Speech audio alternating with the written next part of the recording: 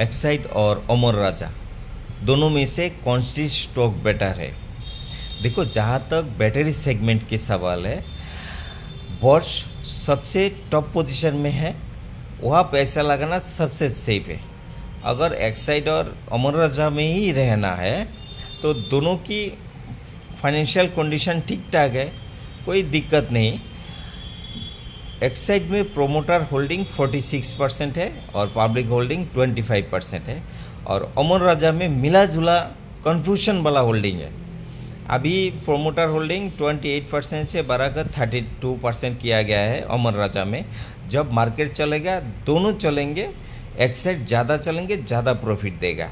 जहाँ तक जीएसटी काट के सवाल है, बैटरी बनाने के लिए जो रॉ मटेरियल यूज़ होता है उसमें जीएसटी काट हुआ है। जो इसका जो रिएक्शन है वो अगले क्वार्टर में रिजल्ट में रिफ्लेक्ट होते हुए देखोगे एक्साइड सबसे ज़्यादा बेटर है।